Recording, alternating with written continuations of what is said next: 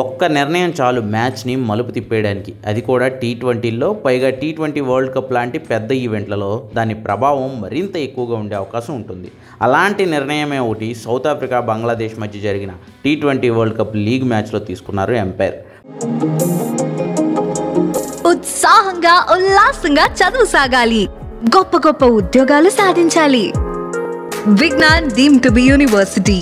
బంగ్లా బౌలర్ల దాటికి 113 పరుగులకి కుప్పకూలిన south Africa 114 పరుగుల టార్గెట్ ఛేదించేందుకు బరిలోకి దిగిన బంగ్లాదేశ్కు ఆల్మోస్ట్ మ్యాచ్ ఇచ్చేసినట్లే కనిపించింది. క్రీజ్లో బలంగా పాతుకుపోయిన తాహిద్ హృదయ్, మహమ్మదుల్లా వికెట్ పోనివ్వకుండా పరుగులు రాబట్టడమే కాదు, మ్యాచ్ని చాలా ఎండ్ వరకు తీసుకొచ్చేశారు. అయితే 17వ ఓవర్ వేసిన రబాడా బౌలింగ్లో ఓ వివాదాస్పద నిర్ణయం ఎంపైర్ నుంచి వచ్చింది. ఆ ఓవర్ రెండో బంతికి రబాడా లెగ్ సైడ్ దిశగా వేసిన బంతి తాహిర్ హృదయ్ ప్యాడ్కి ఎడ్జ్లో తగిలి లెగ్ సైడ్ 4 వెళ్ళిపోయింది.